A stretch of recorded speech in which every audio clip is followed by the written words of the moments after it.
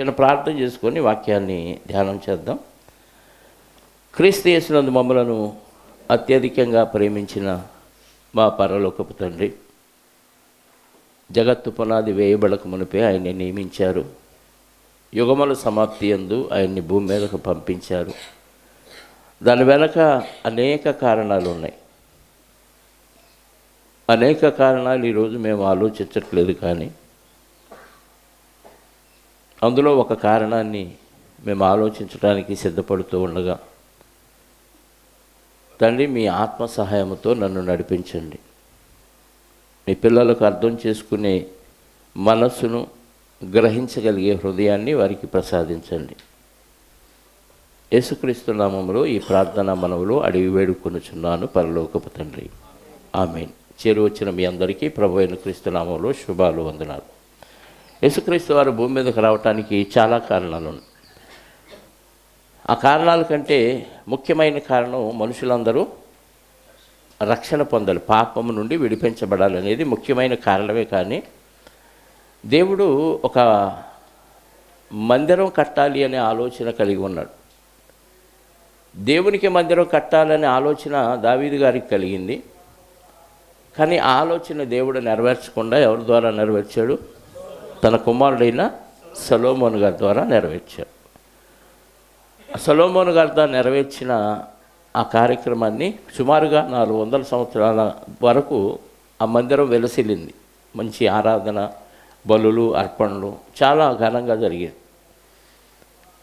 సుమారుగా 400 సంవత్సరాల లోపే దాన్ని నెబుకద్నెజరు వచ్చి పాడు చేయటం. ఆ తర్వాత ఒక 70 సంవత్సరాలు మళ్ళీ అందులో ఆరాధనలు ఆగిపోయింది. ఆ తర్వాత మళ్ళీ దాన్ని పునర్నిర్మాణం చేయటం, కొంతమంది భక్తుల సహకారంతో, అన్ని రాజుల ప్రోద్బలంతో దాన్ని పునర్నిర్మాణం చేయటం జరిగింది. ఆ మందిరమే యేసుక్రీస్తు వారు ఉన్న కాలంలో ఆయన సంచరించిన యెరూషలేం ప్రాంతంలో ఉన్న యెరూషలేం మందిరం. అది కూడా క్రీస్తు శకం 70లో పూర్తిగా ధ్వంసం చేయబడింది. ఒక గోపురం, ఆ గోడ ఒకటి ఉందంతే.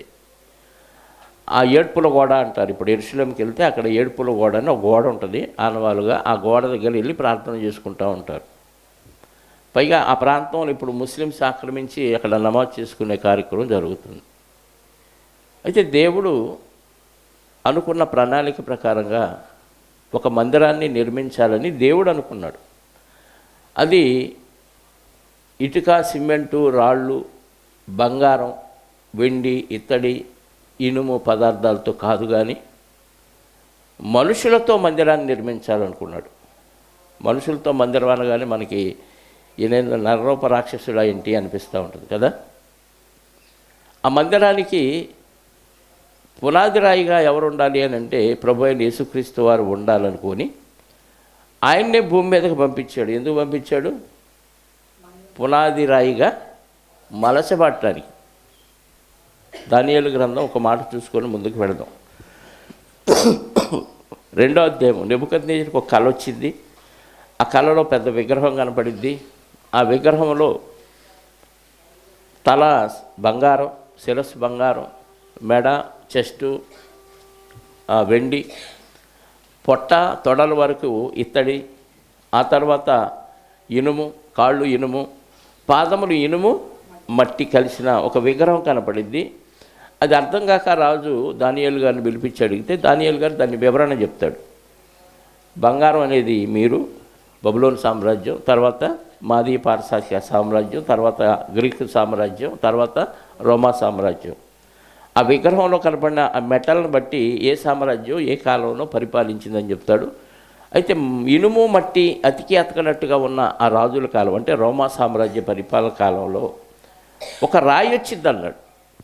45వ వచనం, 44, 45, 2వ అధ్యాయము దానియేలు గ్రంథం.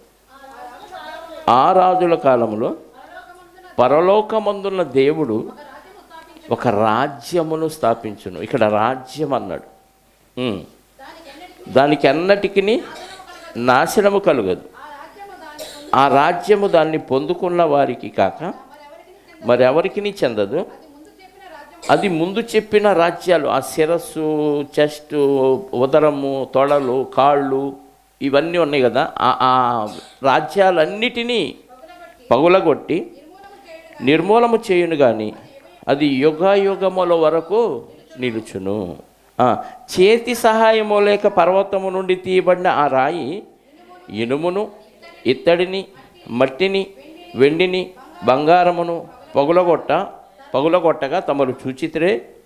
ఇందువలన మహాదేవుడు ముందు జరగబోవు సంగతులను రాజులకు తెలియజేసి ఉన్నాడు. కలనిశ్చయము దాని భావము నమ్మతగినది అని దానియేలు రాజుతో చెప్పాను. చేతి సహాయం లేక తీయబడిన ఒక రాయి వచ్చింది. ఈ విగ్రహాన్ని పాదాల మీద పడితే విగ్రహం అంతా తుత్తునెయ్యలైపోద్ది. అంటే రాజ్యాలు, ప్రపంచాన్ని పరిపాలించిన రాజ్యాలన్నీ కూలిపోయి ఒక రాజ్యం స్థాపించబడింది. అది ఎలాంటి రాయి? చేతి సహాయం లేక తీయబడిన. అదేమైంది? పగలగొట్టగా తమరు చూచితిరే. ఇందువలన మహాదేవుడు ముందు జరగబోదాన్ని నీకు తెలియచేయించి ఉన్నాడు. అంటే ఆ రాయి వచ్చి విగ్రహం పాదాల మీద పడితే విగ్రహం పాడైపోద్ది. అంటే రాజ్యాలన్నీ కూలిపోతాయి, ఒకే రాజ్యం స్థాపించబడింది. ఈ రాయి పర్వతం అంతా, భూతలం అంతా మహాపర్వతమాయను అని ఉంటుంది. అంటే ఒక రాయి ఎంత వ్యాపించిందంటే భూతలాన్ని మొత్తం ఆక్రమించే అంత పెద్ద పర్వతం అయిపోయిందండి. ఆ రాయి ఎవరు అని అంటే మన ప్రభు అయిన యేసుక్రీస్తు వారు. అంటే యేసుక్రీస్తు వారు భూమి మీద జన్మించటం వెనుక కారణం ఏంటంటే ఒక మందిరాన్ని దేవుడు కట్టాలనుకున్నాడు. ఆ మందిరానికి పునాది రాయిగా పరలోకము నుండి మనిషి సహాయం లేకుండా తీయబడిన రాయిగా ప్రభువారిని పంపించాడు. ఆయన భూమి మీదకి వచ్చింది ఒక మందిరం కట్టడానికి. ఈ మందిరం లేదా రాజ్యం, ఈ మందిరం ఏంటి? రాజ్యం. లేదా ఈ మందిరం ఏంటి? ప్రభువు దేహం. ఆయన కట్టాలనుకున్న మందిరం ప్రభు యొక్క దేహంతో పోల్చాడు, ప్రభు యొక్క రాజ్యంతో పోల్చాడు, ప్రభు యొక్క ఆలయంతో పోల్చాడు. ఇప్పుడు పునాది రాయిగా ఆయన్ని దేవుడు ఏర్పాటు చేశాడు. ఆ రాయి మీద ఎవరు కట్టబడ్డారు? ఒకసారి ఎఫ్ఎస్సి పత్రిక 2వ అధ్యాయం, ఎఫ్ఎస్సి పత్రిక 2వ అధ్యాయం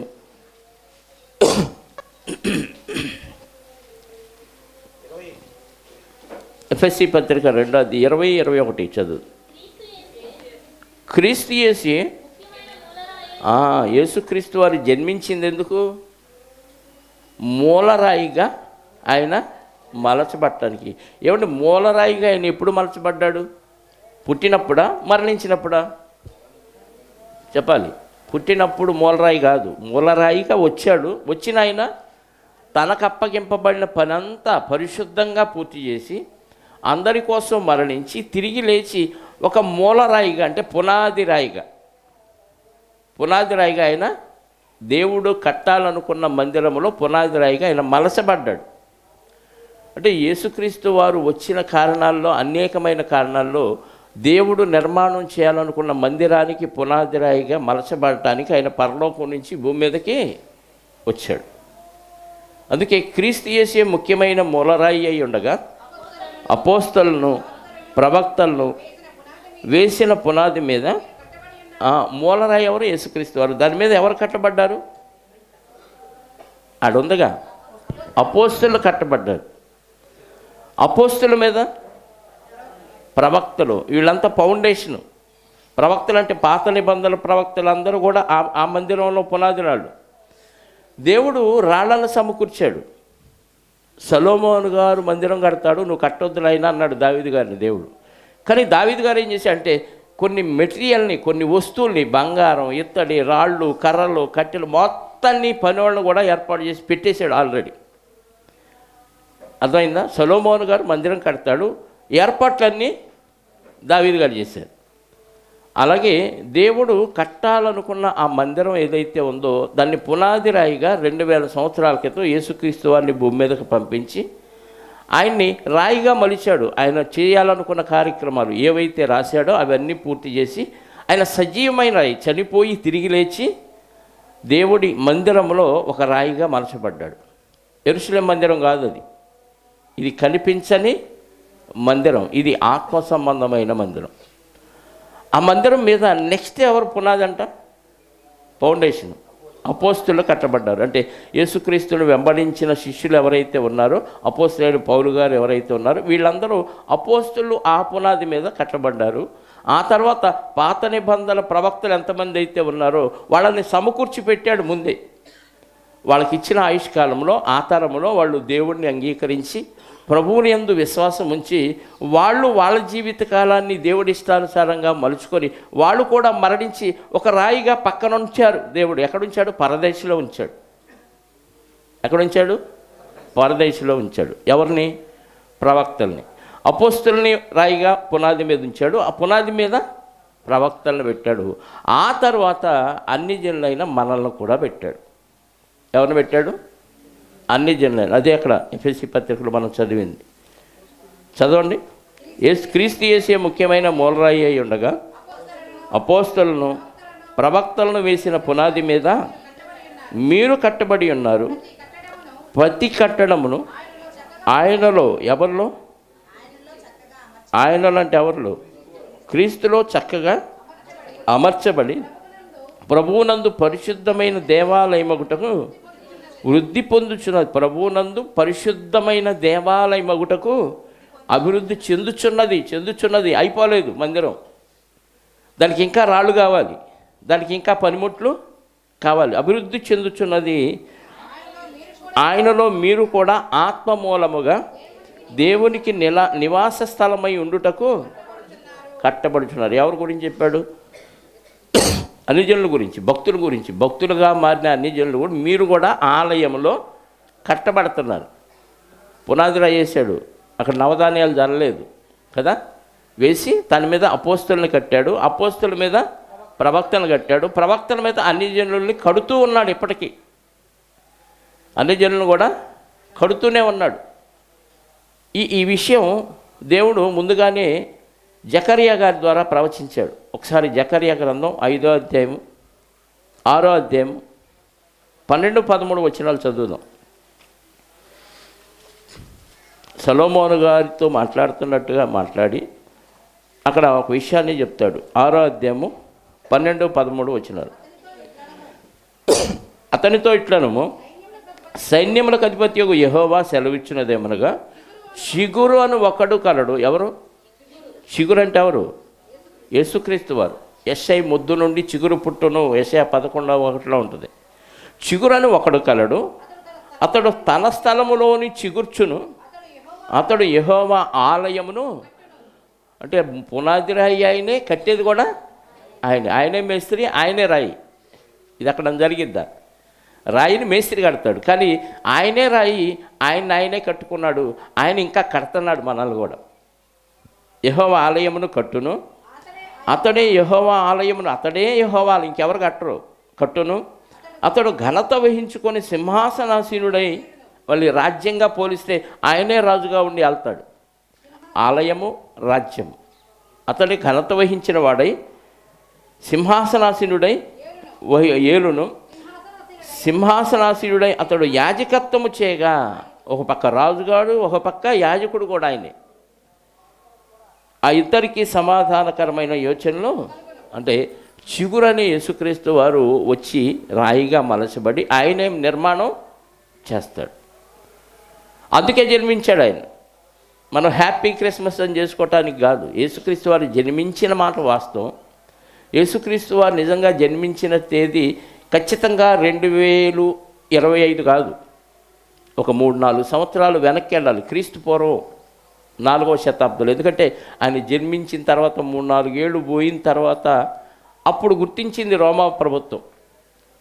కాలానికి ఒక మంచి వ్యక్తి పేరు పెట్టాలి, కాలాన్ని విడగొట్టడానికి, విభాగించటానికి ఎవరి పేరు పెడదామని అప్పుడు వెనక్కి వెళ్ళి తనిఖీలు చేస్తే 2-3 ఏళ్ళు వెనక్కి వెళితే యేసుక్రీస్తు వారు జన్మించి సమాధి చేయబడి తిరిగి లేచాడనే వార్త వాళ్ళకి తెలిసింది. ఎందుకంటే రోమా ప్రభుత్వ కాలంలోనే జరిగింది కాబట్టి ఏ కాలంలో ఏ రాజు వాళ్ళని పరిపాలించాడని ఆ రాజు జనాభా లెక్కలు వీటన్నిటిని చూసి సుమారుగా పలాని కాలంలో ఈయన పుట్టాడు, జన్మించాడు, తిరిగి లేచాడు, సమాధి ఖాళీగా ఉంది అని అర్థమైపోయి క్రీస్తు శకమని ఒక 4 ఏళ్ళు ముందుకు జరిపి వెనక్కి జరిగిన దాన్ని ముందుకు జరిపి క్రీస్తు శకమని ఒకరోజు నామకరణం చేశారు.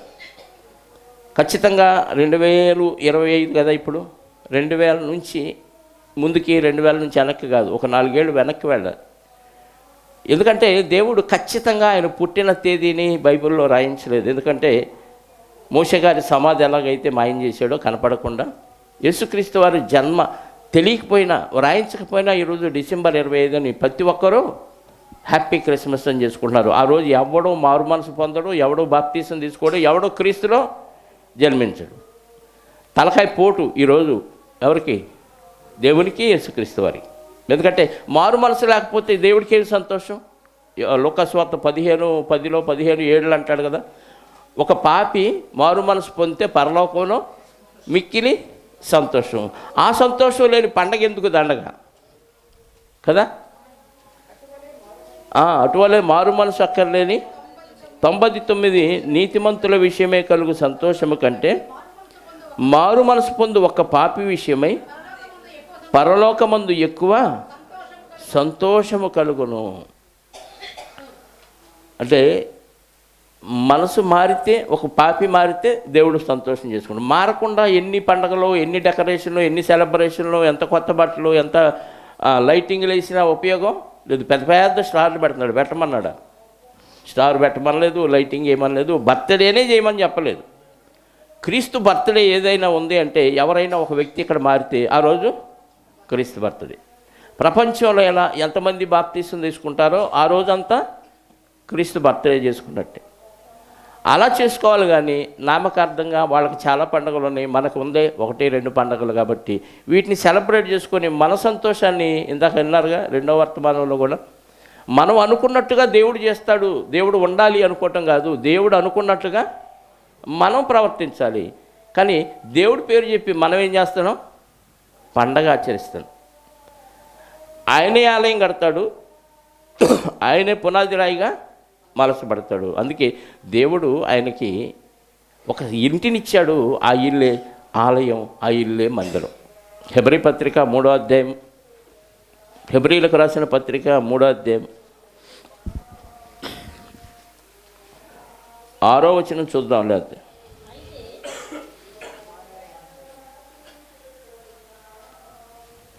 అయితే క్రీస్తు కుమారుడై ఉండి ఆయన ఇంటి మీద, ఏమండి యేసుక్రీస్తు వారికి ఇల్లు ఉందా? నక్కలకు బొరియలుండును, మనుష్య కుమారుడికి రాజమహల్ ఉండెను. ఉందా? లేదు. నక్కలకు బొరియలు, ఆకాశ పక్షులకు గూడుండి, నాకు తలవాల్చుకోవటానికి కూడా స్థలం లేదు అన్నాడు. అంటే మరి దేవుడు ఏమని చెప్తున్నాడు? అయితే క్రీస్తు కుమారుడై ఉండి ఆయన ఇంటి మీద, అంటే దేవుడు తెలియకుండా, మనకు తెలియకుండా యేసుక్రీస్తు వారికి ఏమిచ్చాడంట? చెప్పండి, ఏమిచ్చాడు? ఇల్లు ఇచ్చాడు. ఇంటి మీద నమ్మకం అంటే ఇల్లు ఎక్కి కూర్చున్నాడని కాదు. ఇల్లు ఇచ్చాడా? ఇచ్చాడు. ఏది ఇల్లు? మరి ఆయన అడిగితే ఆయనేమో నాకు అసలు స్థలమే లేదంటున్నాడు. దేవుడేమో ఆయన ఇంటి మీద నమ్మకం కాదు. ఆల్రెడీ మోషే గారికి కూడా ఆయన గుడారాల్లో అలా నివసించిన ఆయనకు కూడా ఇల్లు ఇచ్చాను అంటున్నాడు. పైకి చదివితే 2వ వచనం, దేవుని ఇల్లంతట్లో మోషే నమ్మకముగా ఉండినట్టు. అంటే దేవుడు ఈ మోషే గారికి కూడా ఏమిచ్చాడంట? ఏమంటే మోషే గారికి ఇల్లు ఉందా? పరిచర్యకు వచ్చిన దగ్గర నుంచి, ఫరో దగ్గరికి వచ్చిన దగ్గర నుంచి ఆయన అరణ్యంలో ప్రయాణం చేస్తూనే ఉన్నాడు. మోయా పర్వతం ఎక్కి అక్కడే చనిపోమన్నాడు. ఆయనకి ఇల్లు లేదు, మరి ఆయనకు కూడా ఇల్లు ఉంది అంటున్నాడు. అంటే ఇక్కడ ఇల్లు అంటే సంఘము, ఇల్లు అంటే మందిరము, దేవుని మందిరం. ఒకసారి అపోస్తల కార్యాలు 7వ అధ్యాయం 38వ వచనం చూడండి. అపోస్తల కార్యాల గ్రంథం 7:38. కొంచెం డెప్త్లో ఉంటుంది, జాగ్రత్తగా ఆలోచించండి. సీనాయి పర్వతమందు తనతో మాట్లాడిన దేవదూతతోనూ మన పితరులతోనూ అరణ్యములోని సంగమందుండి మనకిచ్చుటకు జీవవాక్యమును తీసుకున్నవాడు ఈ మోషేనే. అరణ్యములో ఏముంది? సంఘం ఉంది. సంఘం అంటే దేవుని ఇల్లు, సంఘం అంటే దేవుని ఆలయం. అంటే ప్రవక్తలు కట్టబడ్డారు కదా, వాళ్ళందరూ ఎవరు? దేవుని ఇంటిలోని రాళ్ళు. అప్పుడే సంఘం ఉంది. ఎప్పుడు? పాత నిబంధనలో సంఘం ఉంది. ఆ సంఘం కట్టబడలేదు ఇంకా. రాళ్ళు అయితే ఏర్పాటు చేశాడు, పక్కన పెట్టాడు. కానీ మూలరాయి స్థాపించబడినాక సంఘ నిర్మాణం జరగాలి. ఆ మూలరాయి ఎప్పుడు వచ్చింది? యుగముల సమాప్తి వచ్చి ఆయనే బలి అయిపోయి ఆయనే రాయిగా మలచబడ్డాడు. ఎవరైతే ఆ రాయిని తృణీకరించారో అదే మూలరాయి అవ్వాల్సి వచ్చింది. దేవుడి నిర్ణయం అది. ఆయనే యెహోవా ఆలయమును కట్టును అన్నాడు. కానీ కడతానికి వచ్చిన ఆయన్ని తృణీకరించారు. ఆయన అన్నిటినీ ఎదుర్కొని ఏం చేశాడు? ఆలయాన్ని కట్టాడు. అంటే దేవుని సంకల్పాన్ని ఎన్ని ఆటంకాలు వచ్చినా, ఎన్ని అవరోధాలు వచ్చినా, ఎన్ని ఎదురు దెబ్బలు తగిలినా ఏ మాత్రం చెల్లించకుండా ముందుకెళ్ళి ఏం చేశాడు చెప్పండి? ఏం చేశాడు? రాయిగా ఆయన మలచబడ్డాడు. మనం ఏం చేస్తామంటే అట్లా అన్నాడు కాబట్టి నేను ఆగిపోయానండి, ఇది జరిగింది కాబట్టి రాలేదండి. నిజంగా యేసుక్రీస్తు వారు భూమి మీదకి వచ్చినప్పుడు అన్నీ సవ్యంగా జరిగినాయా? అన్నీ ఏ ఒక్కటైనా ఆయనకు అనుకూలంగా జరిగిందా? సరైన తిండి లేదు, సరైన నిద్ర లేదు, సరైన నివాసం లేదు, సరైన వస్త్రాలు లేవు. కన్నవారు దగ్గర నుంచి తోడబుట్టిన తమ్ముళ్ళు కూడా ఆయన్ని తిరస్కరించారు, అసహించుకున్నారు. అంటే ఏమాత్రం అనుకూల వాతావరణం లేని ఈ లోకంలో ఆయన అడ్జస్ట్ అయిపోతూ దేవుడు చెప్పిన పనిని ఎప్పటికప్పుడు నిర్వహిస్తూ ఉన్నాడు. అంటే ఈ రన్నింగ్లో హెడిల్స్ అని పెడతారు, ఆటంకాలు కదా, అక్కడక్కడ తెలుసా? అంటే చెక్కలో ఇంత ఇంత హైట్లో పెడతారు. ఆడు పరిగెత్తుకుంటా స్పీడ్కి వెళ్ళేటప్పుడు అక్కడ ఆటంకం వచ్చింది, ఎగిరి దూకి మళ్ళీ పరిగెత్తాలి. అంటే నీ రన్నింగ్కి ఆటంకాలు పెడతాడు. ఆటంకాలు ఉన్నా ఏం చేయాలి? జంపు చేసి నువ్వు పరిగెత్తి ఫస్ట్ వస్తేనే నీకు ప్రైజ్. సాతానుగాని పెట్టింది అందుకే దేవుడు.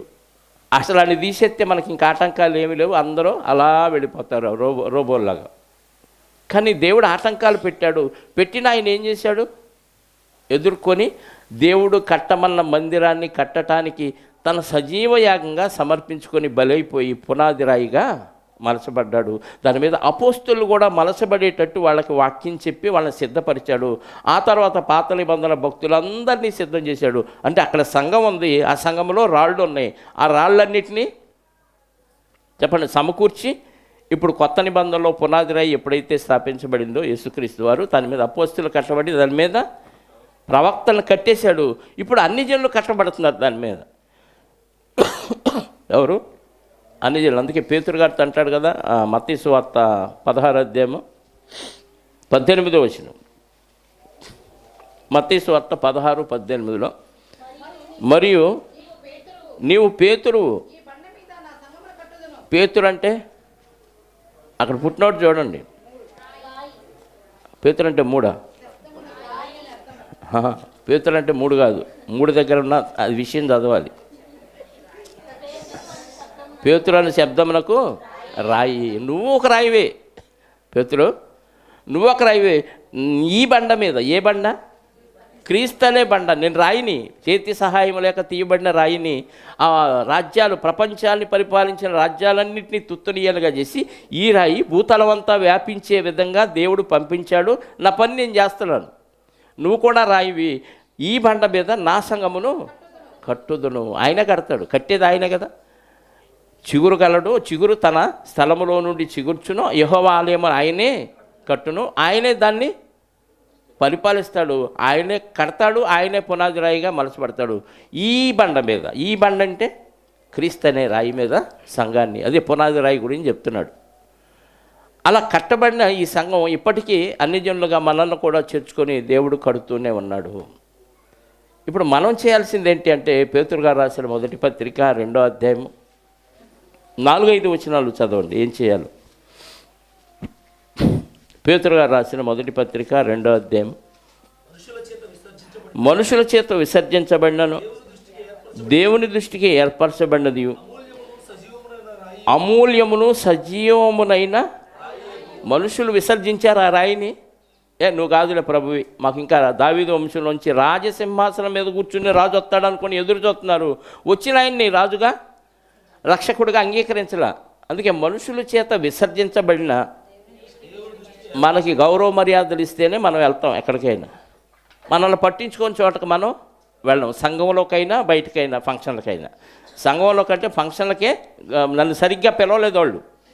ఇది ప్రార్థనకు కూడా పేరు పెట్టి పిలిస్తేనే వస్తారంట. నీ ఆత్మ నువ్వు రక్షించుకోవటానికి ప్రార్థనకు వస్తున్నావు, ఎవరినో ఉద్ధరించడానికి కాదు. ఎందుకు వచ్చేది చర్చికి? రావటం వల్ల ఎవరికన్నా మేలా? నీకు నువ్వు మేలు చేసుకోవాలి ముందు. నువ్వు రాకపోతే నీకు నష్టం, వస్తే నీకే లాభం. దానికి ప్రత్యేకంగా పిలిచేదేంటి? ఈ పిలుపులాటకోయింది, పిలుపులాడుకొని పిల్లకాయలు బోయిలు ఉన్నారంటాడు యేసుక్రీస్తు. వాళ్ళు ఎట్టేటోళ్ళని ఇంకా పిల్లకాయలలాగా ఉన్నారు ఎదురా మీరు.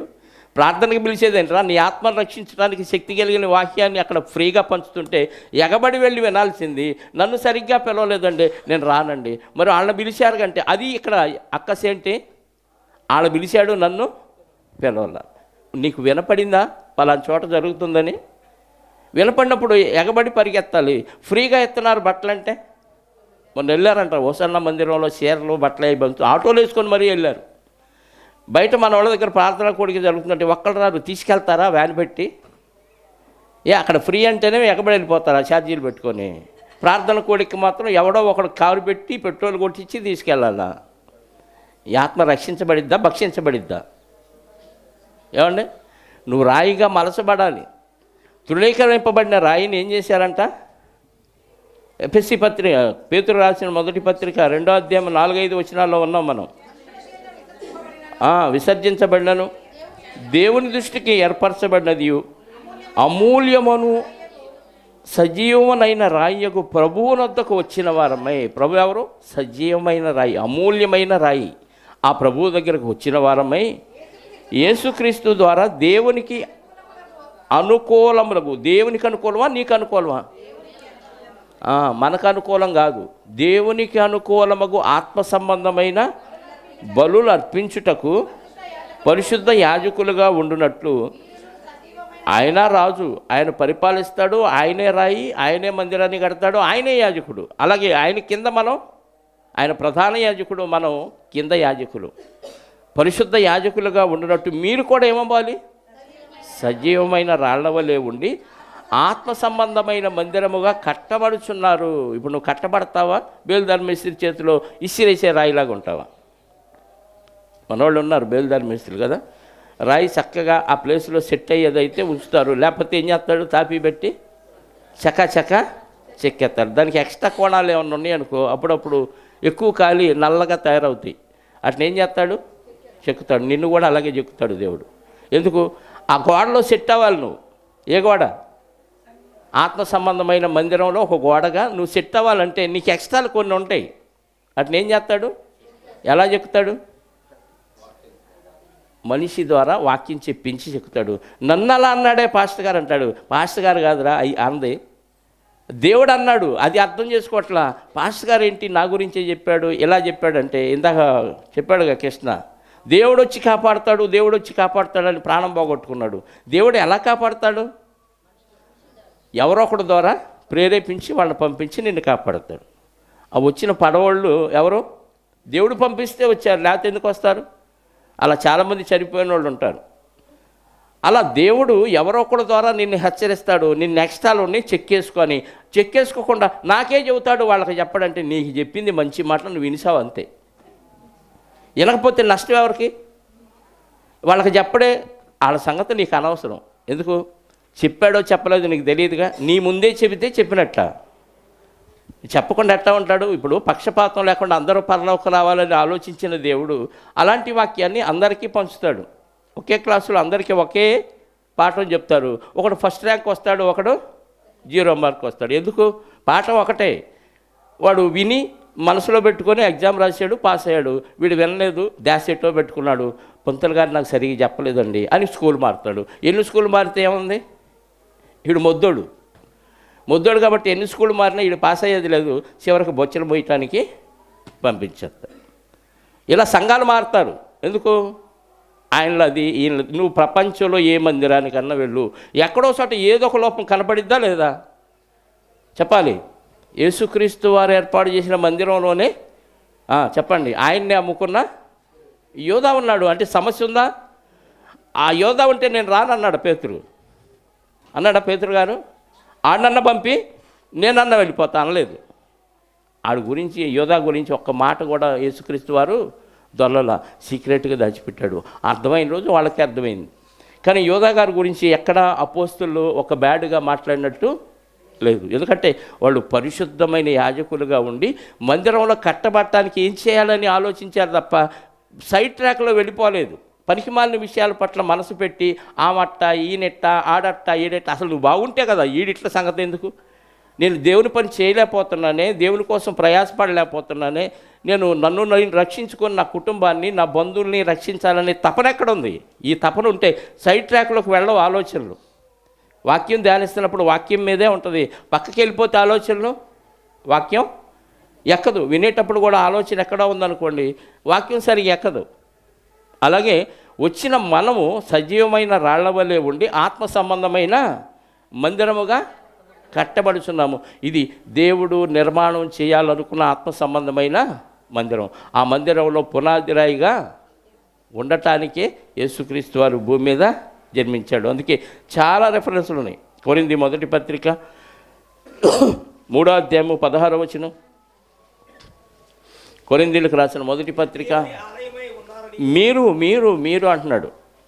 మీరంటే అందరం కలిసి ఏమై ఉన్నాం? దేవుని ఆలయమై ఉన్నారని. అంటే అందరిలో ఎవరున్నారు? పరిశుద్ధాత్మ ఉన్నాడు. దేవుని ఆత్మ మీలో నివసించుతున్నాడని బహువచనం. మీరు ఎరుగరా?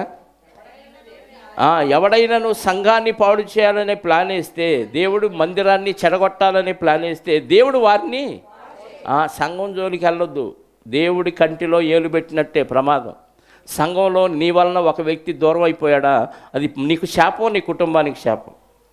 ఎవడైనా దేవుని ఆలయమును, దేవుని సంఘాన్ని, దేవుడు ఆత్మ సంబంధమైన మందిరాన్ని పాడు చేయాలి, అది నీకు తెలీదు. నేను పాడు చేస్తున్నాను అన్న విషయం తెలీదు. నీ లోపల ఉన్న అక్కసను ఇంకోటితో చెప్తావు, వాడు దీన్ని నమ్మేసి పక్కకి వెళ్ళిపోతాడు. చాలా ప్రమాదం అండి. నువ్వు కొరితో తలగొక్కున్నట్టే. మనమంతా ఎవరమే? దేవుని ఆలయం. 6వ అధ్యాయము అదే కొరింథీ మొదటి పత్రిక 19వ వచనం. మీ దేహము అంటే మన దేహం దేవుడి వలన మనకు అనుగ్రహించబడింది. మనలో ఎవరున్నారు? మీలో ఉన్న పరిశుద్ధాత్మకు ఆలయం ఉన్నదని మీరు ఎరుగరా? మీరు మీ సొత్తు కాదు, మీరు విలువ పెట్టి. అంటే ప్రతి ఒక్క దేహం దేవాలయం అయితే ఈ దేవాలయం ఆత్మ సంబంధమైన దేవాలయంగా మలసబడాలి. 2వ పత్రిక అదే కొరింథీ 2వ పత్రిక 6వ అధ్యాయము 18వ వచనం. కొరింథీలకు రాసిన 2వ పత్రిక 6వ అధ్యాయము 18వ వచనం. మనము ఎవరు? ఎవరైతే క్రీస్తు యేసును అంగీకరించి బాప్తీసం పొందారో, నువ్వెవరో తెలుసా? జీవము గల దేవుని ఆలయము. జీవము గల దేవుని ఆలయం. మనమంతా ఎవరం? ఇప్పుడు ఈ గోడలతో కట్టింది ఆలయం కాదు. ఇది మనం కూడుకొని వాక్యం నేర్చుకోవటానికి కట్టుకున్న ఒక నిర్మాణం అంతే. ఇది ఆలయం కాదు. పాత నిబంధనలో యెరూషలేము ఆలయం, దేవుని మహిమ అక్కడ ఉంది. ఇప్పుడు నువ్వే ఆలయం. ఈ ఆలయాలన్నీ కలిస్తే జీవము గల దేవుని ఆలయం. అందుకే సంఘాన్ని ఆలయం అన్నాడు, ఆలయాన్ని సంఘం అన్నాడు. తిమోతికి రాసిన 2వ పత్రిక, మొదటి పత్రిక 3వ అధ్యాయము 15వ వచనం.